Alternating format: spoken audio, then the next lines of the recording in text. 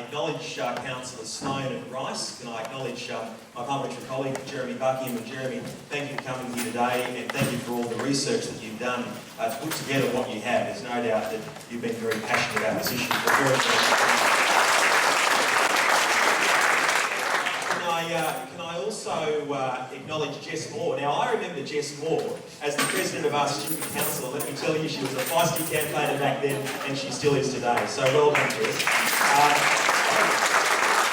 Can I also acknowledge in the room, I note I'm sitting next to more for protection than anything else, Sandra McCarthy, the longest-serving mayor in Parliament, and also Councillor Lexi Wheeler. And thank you all for coming here today. There's no doubt that this is a significant crowd. Now, you'd be wrong if you didn't think that I was concerned about this issue. Completely wrong. For those of you that don't know, I grew up only metres from this hall in Linda Street. In fact, my parents owned a business only metres from where we are tonight. And there's no doubt that I have concerns about this issue. And I'd also say that even if all of the information that's been presented here tonight is even only half right, then you'd have to have cause for grave concern. There's no doubt about it. Now, I want to raise what I've been doing in relation to this issue, because if you think that this is something I've steered away from, you're wrong. And if you think that coming to a meeting like this, in spite of how heated it may be, and I think it's been a very well-behaved meeting, and well done to you, Howard, for emceeing such a great night tonight, and also to Ken O'Hara as well. There's no doubt that you have every right to know exactly where we stand, where I stand on this particular issue. Now, like gas and our understanding of the resource, there's no doubt that the opinions of communities have been changing. I remember, and Jeremy will confirm, John Kay, who's a Greens MLC, once supported gas as a resource. Now, he's changed his view on that as the science has changed. And as the science has developed, I think people have become more and more concerned, justifiably so, about the issues that have been raised. Now, when we came to government in 2011, we inherited the licences. I think everyone's been very respectful tonight. I'm just putting my point of view. So we inherited the licences, and there was debate as to how you address that. And there's all different opinions, all of which are represented here tonight, as to how you would do that. So the first thing the government sought to do was enact regulation where there never had been before. There was never regulation before. And Jeremy mentioned the strategic lands use policy. Now, there were backbenchers like me, and I'm not afraid to say it, got up in the party room and said that there were deficiencies in the policy. And as a result of that, there were changes that were made. And there have been changes that have been brought forward, and I think some of the speakers tonight have mentioned those changes. And I think that that's some of the reason why people like Planet Gas have said it's all too hard. It's all too hard. And they're pulling out of places like the Shoalhaven. And I think that that's a positive thing, that the regulations are working. Last year I tabled a petition on behalf of Stop Coal Seam Gas Illawarra, Jess, and the crew asked me to table the 20,000 signature petition in Parliament. And Brian from my office is here. Brian, can I just get you to circulate the speech I gave on that, as well as a press release, which I'll talk about later, so if you could circulate that information.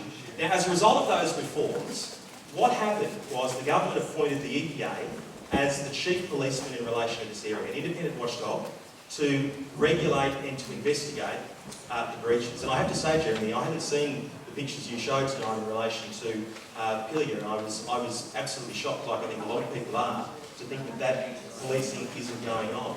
We created the Office of Coal Seam Gas. We also appointed Mary O'Kane, the state's chief scientist, to investigate all of the coal seam gas licences operating across the state. And that is going on, and I look forward to seeing the outcome of that scientific report, so that all the claims that are being made can be tested scientifically. I think that's very, very important. I think that's absolutely critical. In relation to the licences, the way that it works is, in respect of PL 469, for instance, if someone wants to test drill, if someone wants to mine, there's another application process that needs to be gone through. But can I say to you that that doesn't dissuade me from being extremely concerned about protecting things that are important like our water catchments. And I can tell you here tonight, and the press release is contained in there, I issued it this afternoon, and it was due to discussions with our local mayors, and on the 6th of May, in my office, and Jess, I'd like to invite you to this meeting as well.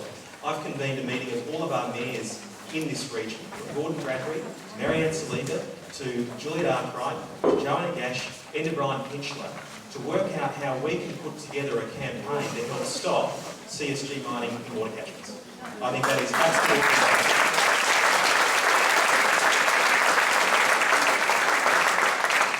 because, as I said at the beginning of my statement, even if the science and evidence is only half right, having grown up here, living here now, drinking the water you do, eating the food you do, I don't want to put the future at risk because dollars can be replenished, water catchments and aquifers cannot. And I know that successive governments have tackled this issue. I know that it's easy to allocate blame. And sorry, can I just go off course? Can I also acknowledge Councillor Neil Riley, the Labor candidate for Gilmore, and Nancy Marlis, the Liberal candidate for Gilmore. I'm sorry, I've just noticed you're worried. Governments of both persuasions have tried to tackle this issue, but it's only through meetings like this, it's only through better understanding, comprehension of the science, the debate that we need, based on fact, intelligible discussion, that's going to lead us to that. And Jeremy, I'm very sorry to hear that you were criticised in the way that you were. No, you know what? I'll put my hand up and say, in the past, I've been one of those people who questioned Jeremy. I'm happy to admit that. But I'm also a sort of person that is prepared to admit when something needs to be done, and when there's community concern. Now, you have to be mindful to not be concerned, because you're all here tonight because you've got those concerns. I live here too. I've got those concerns. So my commitment to you is to have that meeting. Jess, I hope you can attend on the 6th of May. I want to keep in contact with you about this issue. Please keep in contact with me. As I said, I gave that speech in Parliament on the issue of the petition which was raised. I tabled that with the support of CSG Illawarra, the Stop CSG Illawarra, which was a 20,000 signature petition. I supported a policy that regulated this industry, and I want to see the outcome of that being positive, not negative. I don't want to see water put at risk. I don't want to see our farmland put at risk. I know you don't want that, and it's my job to make sure that we get it. Thank you.